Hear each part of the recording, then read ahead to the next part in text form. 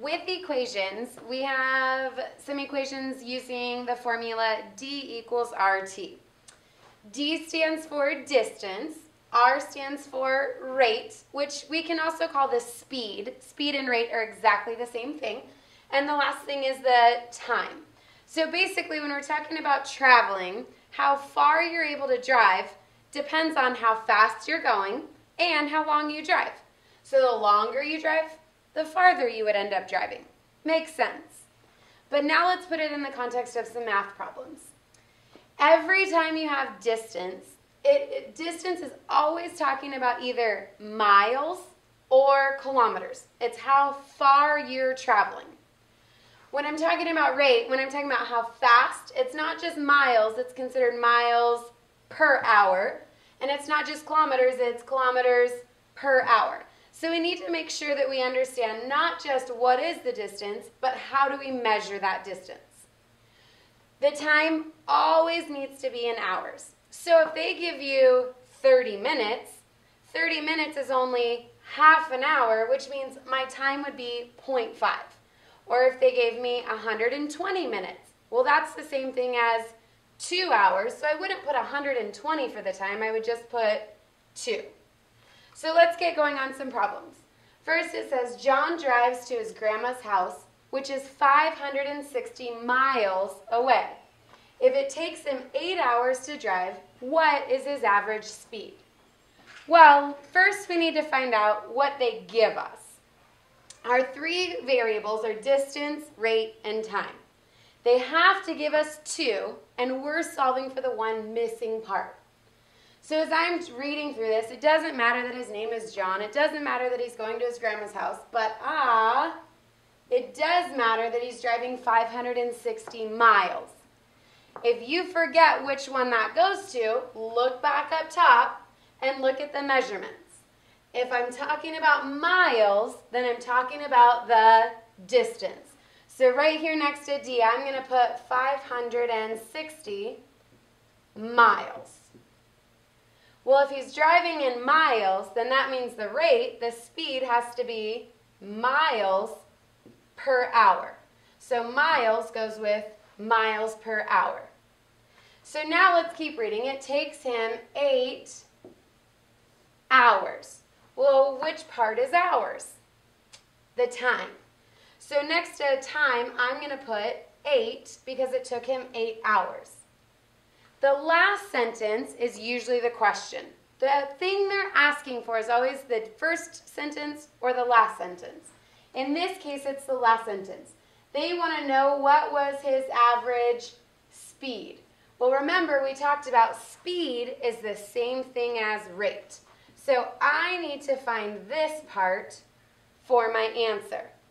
Now remember, when you have a word problem, your answer, if I asked you, how fast did you travel? You wouldn't tell me R equals 6. We're not robots.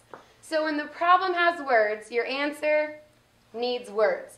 So down here, I'm going to put MPH, because I know if I'm finding the rate, my final answer for speed needs to be miles per hour, and I'm going to put a box around that for my solution. Now I'm going to just have to plug in the numbers and figure out how many miles per hour. So we said D was 560, so under the D, we're going to put 560. Then we have our equals. The R is what we don't know. If we don't know something, that's when we just leave it a variable. And if R and T are touching, remember touching just means multiply. And underneath T, the time was 8, so I'm going to put 8. Now, R is what I'm trying to find. So remember, solving equations, we just have to get the variable by itself. So right now, it's multiplying with 8. Well, the inverse of multiply 8 is divide 8. So if I divide 8 on the right side, I also have to divide 8 on the left side. So now these 8s are going to cancel out, and I have an R. And now I have to figure out how many times 8 goes into 560. Well, 8 goes into 56 7 times, which is 56.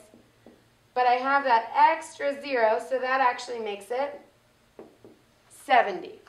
Now be careful, because on the test, if you put your final answer as 70 equals R, I'm only going to give half credit. Because remember, if I came up and asked you what was his average rate of speed, you wouldn't reply by saying 70 equals R. You would respond by saying 70 miles per hour. So let's move on to another example. It took a bus driver 2 hours, what part is that? The time, to drive to the maintenance facility. If he traveled at a rate, of 52 kilometers per hour, then where would I put that 52? Rate. And the measurement was kilometers per hour. I need to find how far. Well, if I'm finding how far, that means in this particular problem, I need to find the distance. If my rate is kilometers per hour, then my distance wouldn't be miles like the last problem. If I'm talking about kilometers per hour, then my distance would be kilometers. This is the part that I have to find. So just like the last problem, in my solution box, I'm going to already put my measurement so I don't forget it later. So now let's start plugging in the numbers. I don't know the distance, so if I don't know it, that's what we leave the variable. My rate was 52, so underneath the R, I'm going to put 52. When the R and the T are touching, it means they're multiplying. And the time was 2 hours. Well, on the last problem, I had to do the inverse operation to get the variable by itself. This one is actually easier because the D is already by itself. So all we have to do is combine the other stuff. Well, the other stuff is 52 times 2. 2 times 2 is 4, and 2 times 5 is 10. So that gets me 104 for my D. Now, would I say D equals 104? No. If I asked how far away was the facility, you would tell me the facility was 104 kilometers away. So anytime you're dealing with a word problem that has distance and traveling with rate, we just use the formula D equals RT.